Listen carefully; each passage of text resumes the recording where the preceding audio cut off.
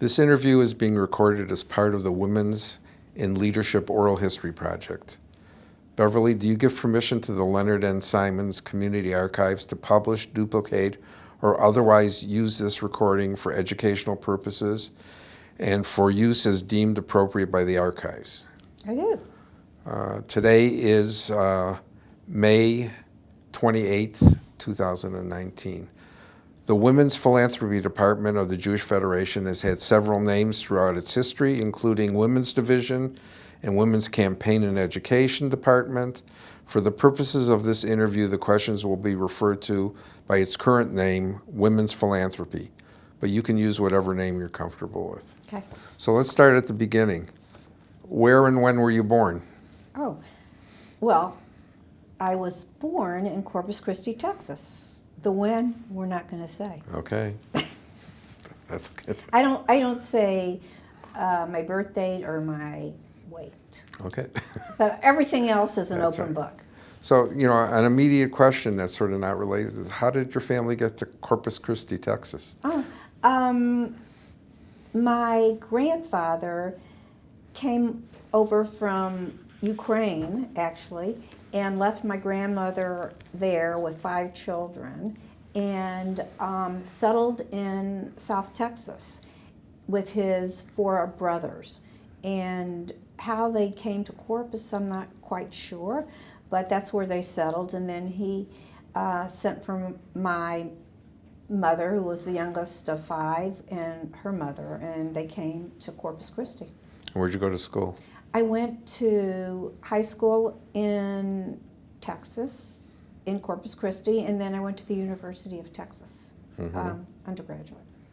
And how was tradition and religion related in your home when you were down in Texas? Well, actually we were Orthodox.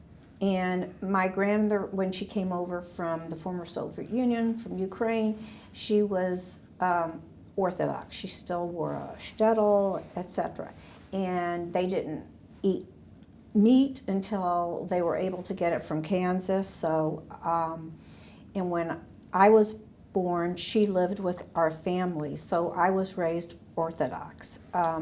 We belonged to a conservative synagogue because there's no Orthodox synagogue. And during the holy days, I spent the night at the synagogue so I could be with my grandmother because she couldn't walk. She was at that time probably younger, maybe younger than I am now, but she couldn't walk. So the grandkids took turns spending the night at the shul, and the Ner Tamid was my nightlight. So it was a fun time. Very interesting. And how did your family deal with philanthropy? Was it an important tradition in your family? Yes, it was. My grandmother somehow was very connected with all the yeshivot in Israel and around the United States, and I would say, at least once or twice a week, a yellow cab would pull up in front of our home, and there would be a Orthodox rabbi who wanted a meal because we kept kosher in our home, and she would feed these rabbis and then always have a check ready for them. So I saw philanthropy very early on in my life, and it was really my grandmother who was my role model. Mm-hmm. And what about your grandfathers? I didn't know them. You didn't know them? Mm-mm. I didn't know my father's parents at all, and I didn't know, I just knew my grandmother on my maternal side. Do you have brothers and sisters? I have an older brother and older sister, and they still live in Texas. They do? Mm-hmm. That's it. Yeah. So this could be a long story, but time constraints. How did you get from Corpus Christi to Bluefield Hills, Michigan? Okay.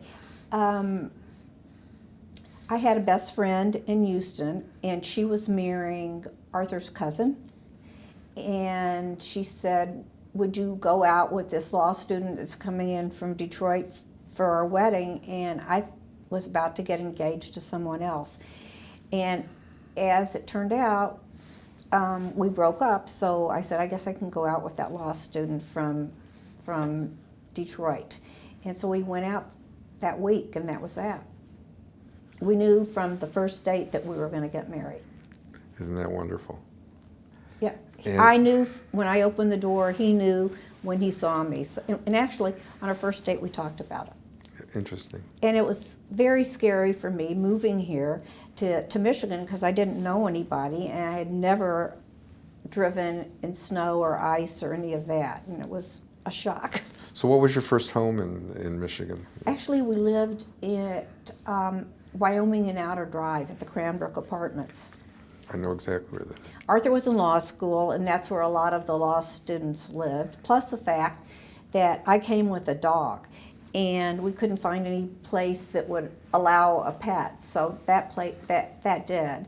And then we moved from Detroit to Huntington Woods, and we lived in Huntington Woods for a while, and then we moved to West Bloomfield and then to Bloomfield Hills. Mm-hmm. And when and how did you hear about Federation and the Women's Department? I think it was when, and it probably was when I first became involved in Women's Division, and I think I was asked to come, somehow knew about a telethon. Somebody asked me to come do a telethon, and I was doing a telethon, and then I started meeting other people sitting around the table, and they said, why don't you come to this or that or the other thing, which I did, and that's how I started becoming involved. I became, at the time, Women's Philanthropy had something called Spring Forum. There was something, an educational day, and I think my first role was decorations chairman, and I thought they had asked me to be president of the United States when they asked me to do decorations. I was very, very excited about that. Was Federation your first outreach to philanthropy in Michigan? Mm-hmm. And then it obviously led to other things. So who were the people that were your immediate contacts and mentors when you first got involved with the Jewish Federation? I think Dulcie Rosenfeld, Tilly Brandwine at the beginning, and Sharon Hart was a mentor of me because I was active at Adat Shalom Synagogue, and so was she. So I would say those people, Carolyn Greenberg, mm-hmm. the matriarchs, as I like to say. And you obviously went through the ranks in women's philanthropy mm-hmm. to the campaign chair and as well as the president of the women's department. I did. So tell me, from your perspective, what were some of the things that have Beverly Liss's imprimatur on them, both in the campaign and in the women's, as a women's president? What were the things that really sort of stand out to you? Well, I think one of the things was I brought choices here at the time, and that's really not done anymore, but it was an event that we would have that would draw like 800, 1,000 women, and we'd bring in like a Joan Rivers, a Joan London, Suzanne Summers, Henry Winkler, and it was kind of like a pyramid system. Somebody would do a table, and then they would fill their table, and then they would do another table, and it was a first-time gift of about $180 for a woman, and so that was some place I thought I left a mark doing that when I was campaign chair. And what about as president? As president, I should have said one of my mentors was Edie Slotkin, because Edie was the president when I was campaign chair. And Edie and I had such a remarkable relationship. I think we used to talk 3 or 4 times a day about everything, about Federation, about women's philanthropy, and she even knew the times when I was going to take my beloved bath, and she knew not to call me. And her husband Donald used to call me the Shadow, and to this day, he still, if I call her, he says, "This is Shadow." That's my name with her. Mm-hmm. So we just worked hand in hand, doing things for women's philanthropy, if you will. Yeah. I can't think of anything right now one specific. Well, we can. You know, and also when you asked me about getting involved, at the time there was something called Hadracha. And Hadracha used to take, I was in the first Hadracha group cohort, and there was maybe 15 women that went to Israel for a week, and then you had to come back and you made a commitment that you would face-to-face do, I don't know, 10 cards. And so that really started me on the whole women's philanthropy and soliciting. And I really enjoyed, and to this day enjoy, soliciting for a campaign, because I feel like I'm not asking for myself, I'm asking for someone that can't ask for themselves.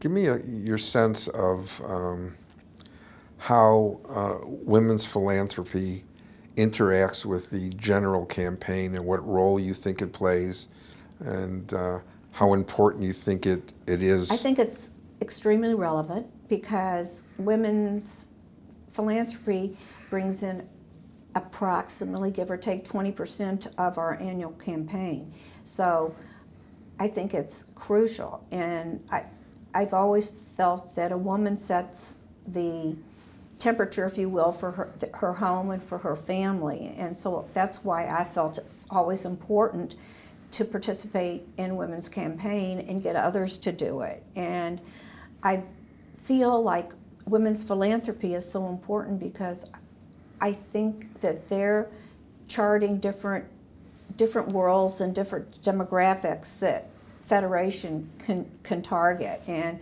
I feel one woman's success breeds another woman's success. So I'm all about women and gender parity, and that's what's important. Mm-hmm.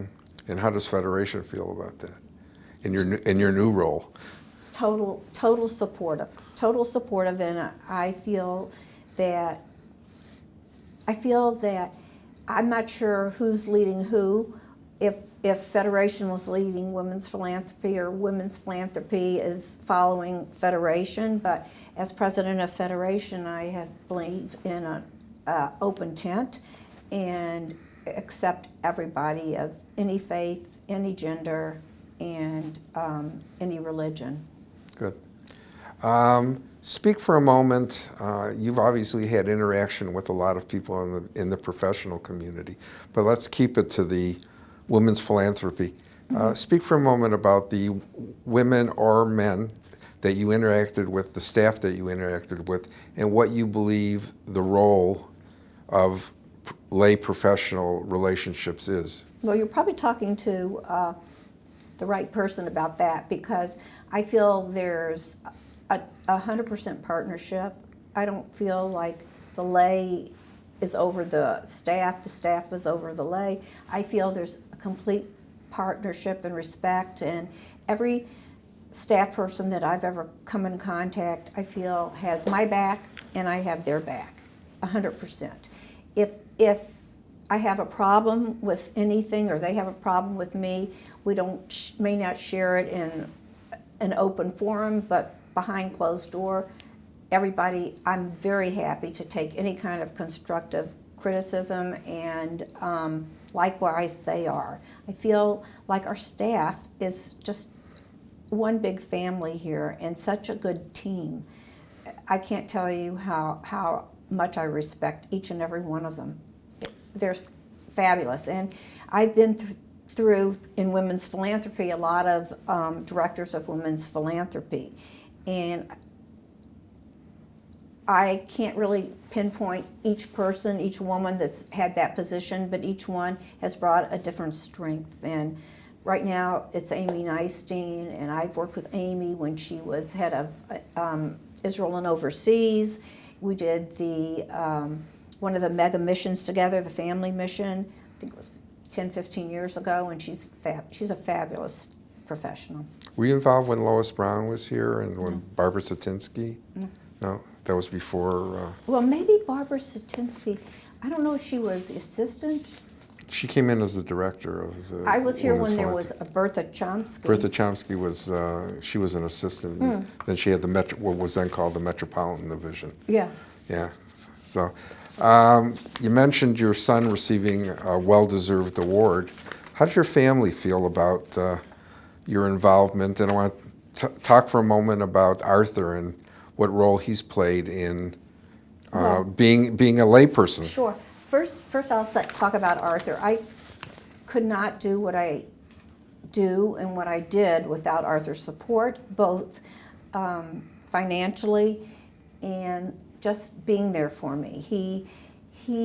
He's like a person that if I say I have an event today at 5:30, he said, "Do you want me to go with you? Should I go?" And I usually leave it up to him, but more than likely he goes to these events. He loves to hear me speak. He loves to see me on a podium, on a stage. He's my number one fan.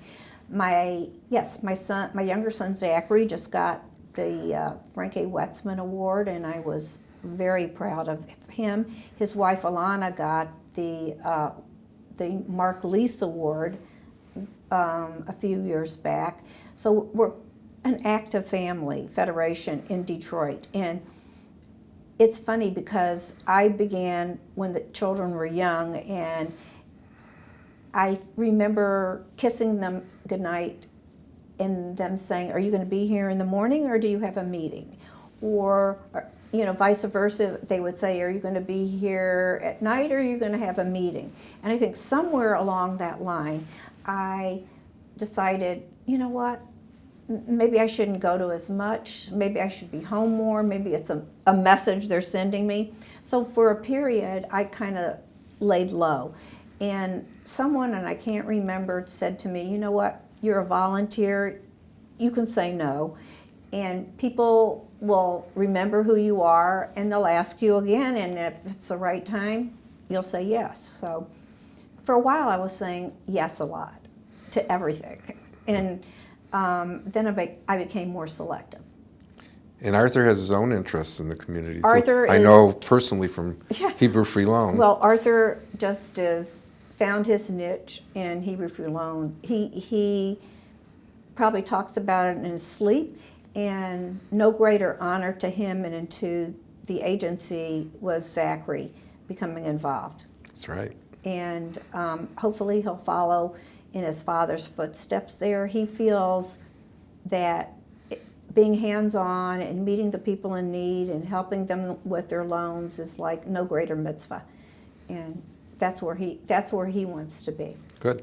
Yeah. So let me ask your opinions on this. Women's philanthropy, a big part of their agenda and curriculum is education, and educating their own community, and educating, I think, the Federation at large. Do you believe we've been successful in that as a role of women's philanthropy?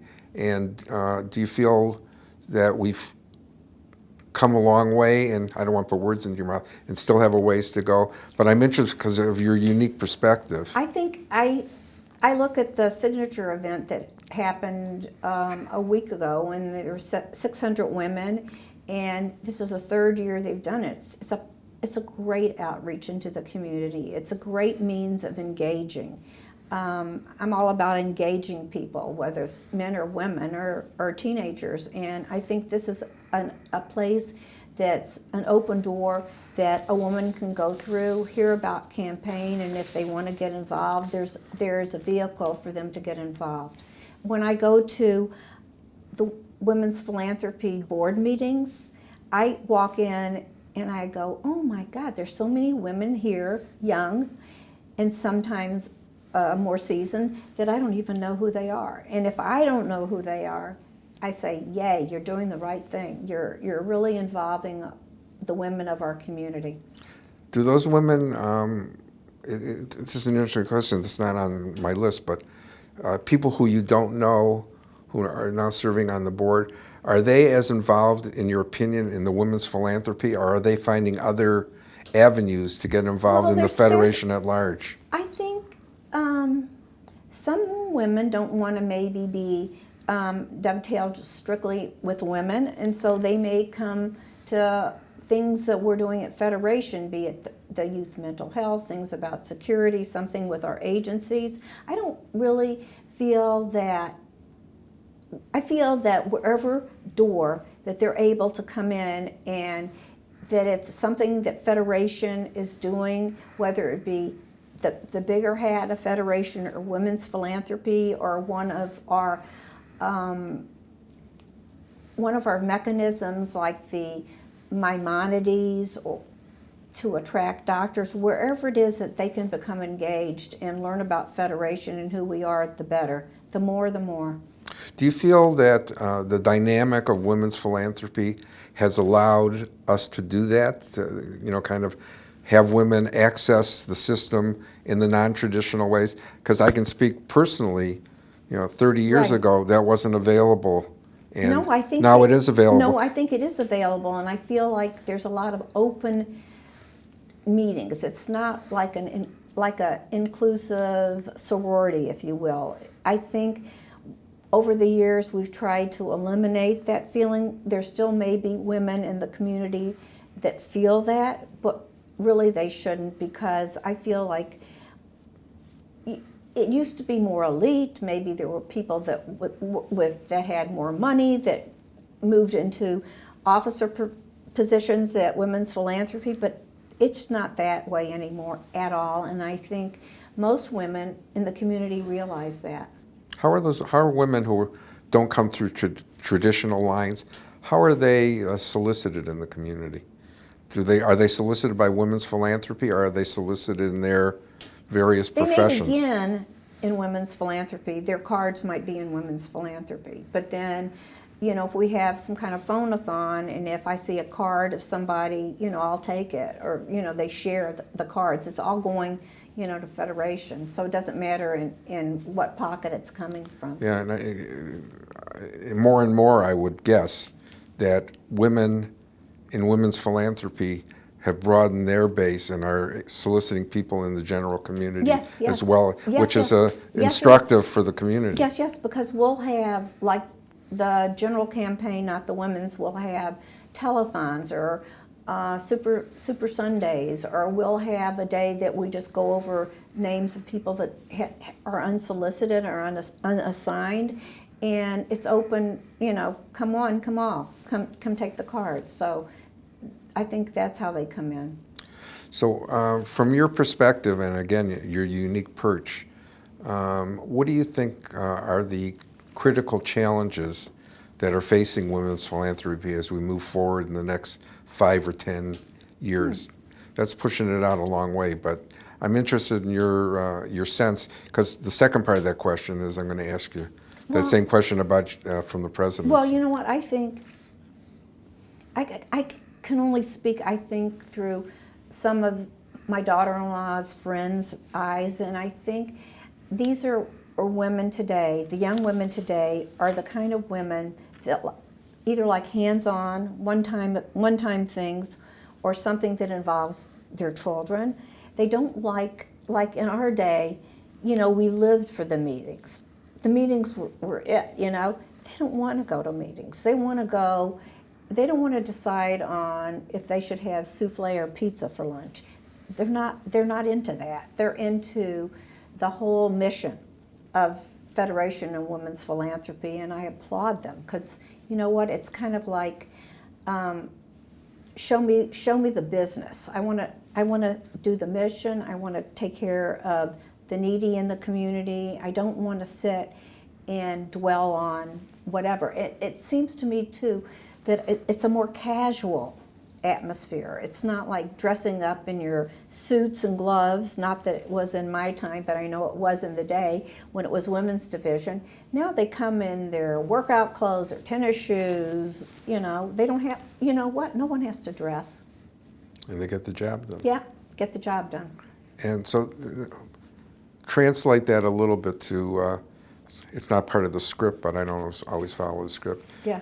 As president of the Federation, what do you think the overriding challenges are that are facing us in the next, 5 years?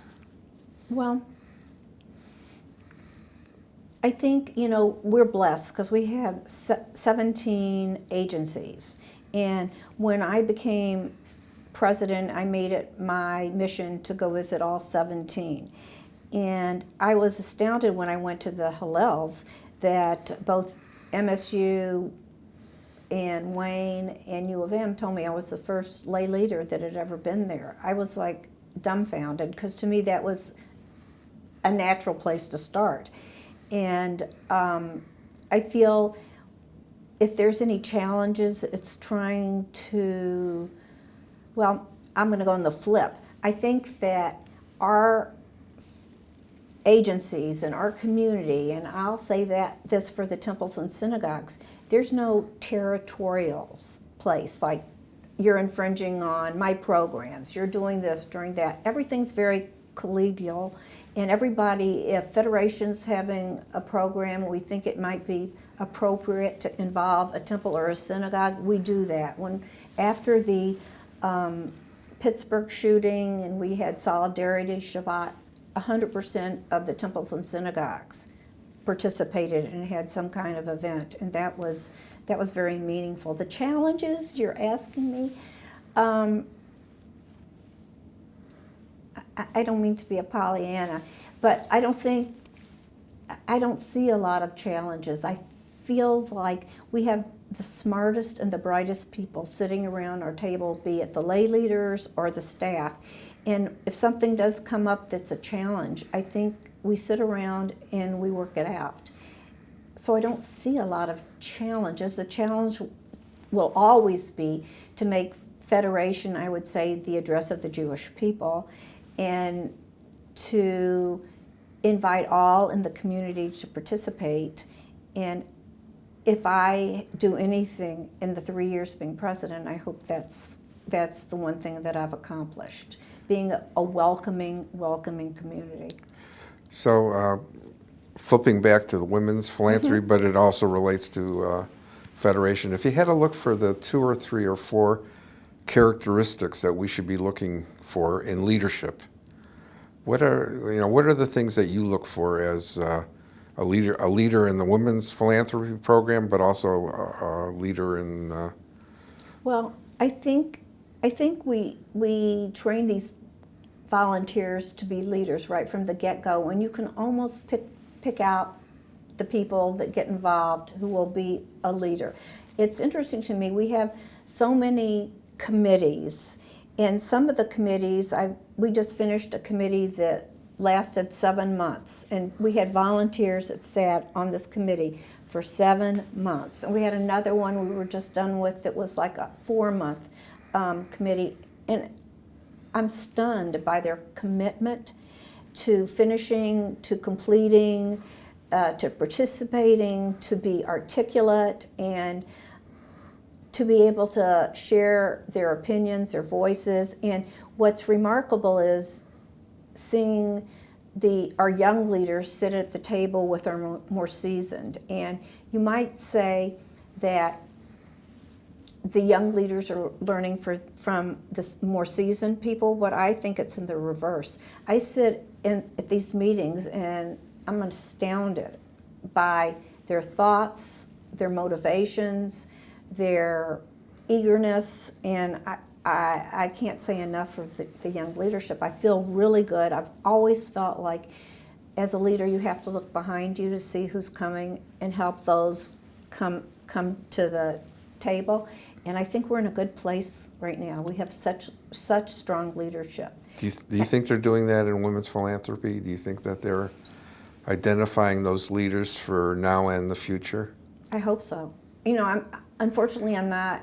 I don't go to their executive meetings as much. Well, I'm not on their executive committee, but I think they are, because they've got great leaders right now. They have. Every year, when we pick a new president or campaign chair, it's amazing. Where would you put your background and your education in women's philanthropy in your hierarchy of accomplishments and things that were important to you as you moved down the road? I feel it was my graduate school. Being in women's philanthropy was like taking a course in leadership, and I learned how to be a leader. For me, the most important thing about being a leader is listening. And sometimes I just listen, and then I think about it, percolates, and then I assess what needs to be said. I've often thought that when I sit at a meeting as president of Women's Philanthropy or a federation, I always give someone else a chance to say what I think I'm going to say, because I'd rather hear it from someone else. I don't always have to be the voice. Do you feel the Federation has valued women's philanthropy over the years? 100%. Yeah. 100%. 100%. We have sent for the past, I'm going to say, I don't know if it's 10 years or not, but we have the Director of Women's Philanthropy, the President, and the Campaign Chair coming to our officer meetings. And when I was President or Campaign Chair of Women's Philanthropy, they weren't there. Now they're sitting at the table with us, and an important part of our meetings. Do you think that women would solicit differently than men? Yes. How so? I do, because I think that when I solicit somebody, first of all, I try to do it face to face, but if I'm doing it on the phone, I always think I take the time to tell a story, to let them know what's going on. And I don't think, well, I'm sure you're a wonderful solicitor, Michael, but when I listen to different men solicit, I think they just call and get the gift.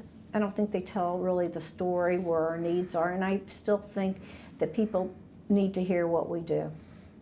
That might be the only phone call that they get from a Federation person. It's the one time that they hear that voice. Has that story been shared in the general community, that we should be doing more of that, and that women could be very helpful Yes. in educating the general community? Yes, I think so. I think so on that, this past year I was the first woman president of Federation, the third, I should say, and at the same time there were 5 other women presidents of Federation agencies, which to me tells a story.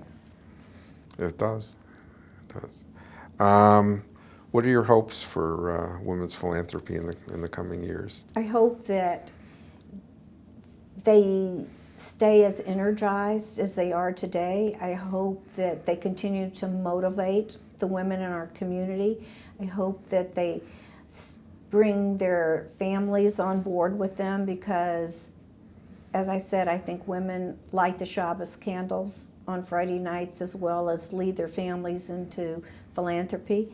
And I hope they continue to do that. I see no reason why they would ever stop. A woman is a woman. Good. Is there anything else that you want to share at this moment?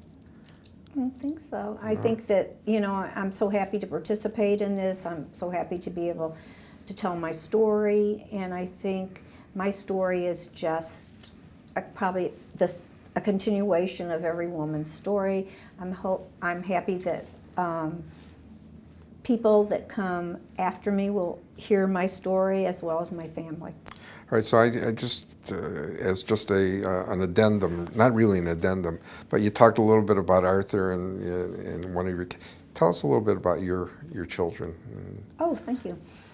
Thank you, might have opened this up. That's okay. So I have 3 adult children. My son Jeremy lives in Chicago, and he's a partner. He's an attorney at Kirkland & Ellis, and he has 2 sons and is very Jewishly involved in Chicago, and his children go to a day school, and he's involved in his synagogue, and he's involved in the greater Chicago area. He's married to a woman, Stephanie, who's an endodontist. They went actually to senior prom together. She's from Michigan also. My daughter Lindsay is a neon artist. She does the most fabulous work. She's got 4 beautiful children, and they've all gone through the Jewish day school system in Chicago also. And my son Zachary, who just got the Young Leadership Award, is a pediatric urologist married to Alana, and they have three wonderful daughters. So we're blessed. We have three 3 adult children and wonderful in-laws and 9 beautiful grandchildren who keep me on my toes, and we feel very blessed. And I'm blessed that I met Arthur and that I landed in this community because they've been so welcoming. No, I didn't go to Mumford and I didn't eat at Darby's, and I don't have that kind of a history with in Detroit, but I've made my own history. And Arthur always said, you know more people than I do. And I just think because I wasn't from Detroit, I kind of categorized people. I knew who somebody was married to, who they had in-laws with, da da da da da. So I kind of followed the dots maybe more clearly than Arthur did, but I'm blessed to be in this wonderful Jewish community. We're blessed to have you. Thank you. Thank you.